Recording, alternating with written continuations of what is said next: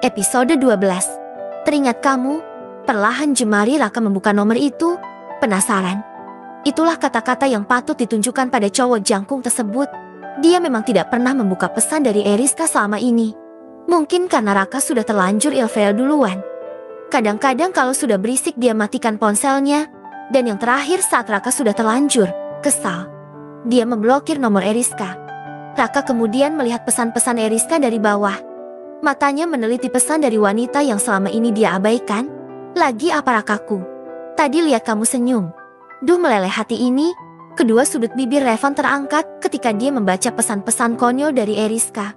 Entah apa yang dilakukan cowok itu sehingga memberanikan diri untuk membaca pesan-pesan dari Eriska yang selama ini tidak pernah dia baca. Raka, udah bangun belum? Nanti mau dimasakin apa? Aku udah belajar beberapa resep masakan. Nanti dicoba ya. Raka, gue bawain bekal buat lo. Nanti dimakan ya. Mudah-mudahan lo suka. Kenapa sih cuma di-read doang? Gak di-beos-beos. Kapan lo mau beos pesan? Gue, Raka. Dan masih banyak lagi kata-kata dari Eriska yang memang hampir tidak pernah dibalas oleh cowok itu. Tapi kini Raka jadi bingung kenapa nomor Eriska belum aktif juga. Raka bersandar di kepala ranjang. Masih betah membaca setiap pesan yang dikirim oleh Eriska dalam waktu 1,5 tahun ini. Sejak masuk sekolah, Eriska memang sudah menunjukkan ketertarikan padanya. Astaga, gue ngapain baca pesan-pesan gak jelas kayak gini? Raka mengusap wajahnya kasar. Kenapa dia jadi aneh? Bukannya bagus? Ya kalau Eriska udah move on dari gue. Jadi udah nggak ada yang ganggu gue lagi. Jadi dia nggak akan bully Norin lagi kalau gitu. Seharusnya aku senang. Dia juga gak mungkin bocorin kejadian di gudang itu.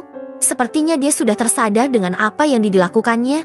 Raka memutuskan untuk belajar saja daripada memikirkan hal yang tidak jelas sama sekali. Kemudian cowok itu berdiri dan berjalan ke arah meja belajar. Raka duduk di kursi dan segera mengambil buku. Pelajarannya, Eriska dan Niken bertemu dengan Aldi. Guru kursus matematika yang akan mereka ikuti selama 6 bulan ke depan. Aldi adalah mahasiswa di salah satu universitas ternama di Jakarta. Parasnya tampan dan kalem. Aldi ini tipe cowok yang ramah dan juga tersenyum. Membuat para cewek yang melihatnya pasti meleleh. Apalagi dengan lesung pipinya yang terlihat ketika tersendiri. Jadi Kak Aldi masih kuliah. Wah, cocok deh jadi guru kursus. Pasti Kak Aldi pintar. Ya, tanya Eriska yang langsung mendapatkan senggolan kaki dari Niken. Eriska menatap Niken sambil memakai bahasa isyarat untuk bertanya lewat tatapan matanya. Apa sih? Gue tanya sama calon lo boleh kan? Jangan cuk. Dia nggak tahu kalau gue suka sama dia. Halah, tinggal bilang aja susah. Pokoknya awas aja kalau lo ngode-ngode Kak Aldi. Game. Keduanya memutuskan telepatinya ketika mendengar deheman dari Aldi. Keduanya nyengir sambil menatap cowok ramah di hadapannya saat ini. Tadi mereka tidak sengaja bertemu di kafe dekat rumah Niken. Dan Niken ini sudah lama suka sama Aldi yang merupakan tetangganya. Aldi tersenyum menatap Eriska sambil mengangguk. Iya, tapi udah semester akhir. Sebentar lagi ngurus skripsi. Tapi karena waktu masih banyak luang, mau buka kursus aja dulu. Jawab Aldi. Eriska, manggut-manggut. Aldi ini termasuk dalam kategori cowok tampan di atas rata-rata. Pantas saja Niken suka sama nih cowok. Tapi nggak berani ngungkapinnya. Oh, Eriska hanya berorientasi dengan manggut-manggut. Rizka teman sekelasnya Niken ya? Tanya Aldi fokus terhadap Eriska, membuat Niken jadi murung. Iya kak, jawab Eriska tidak enak dengan Niken karena sepertinya fokus Aldi hanya pada dirinya saja. Oh, bagus kalau gitu. Bagus apanya kak? Eriska melongo mendengar ucapan Aldi. Ya bagus, berarti nanti mata pelajarannya sama kalau kalian ikut kursus. Soalnya aku juga cuma bisa ngisi 3 kali seminggu.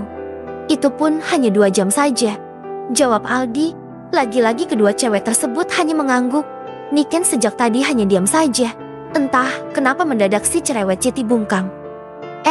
Niken. Kak Aldi. Gue lupa kalau ada urusan nih.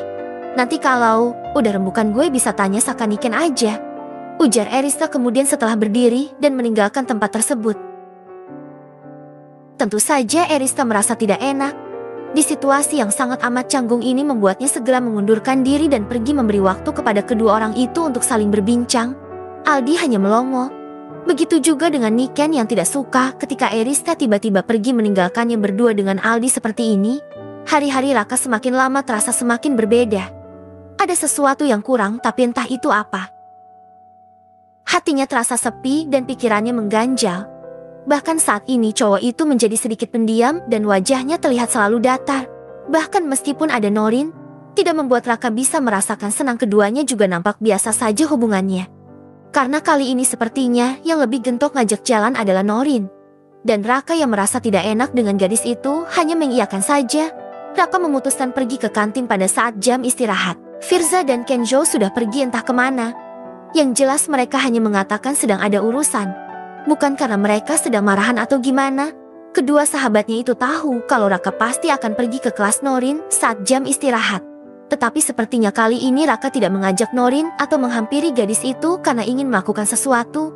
Tiba-tiba hatinya merasa penasaran dengan gadis yang beberapa hari ini telah mengganggu pikirannya.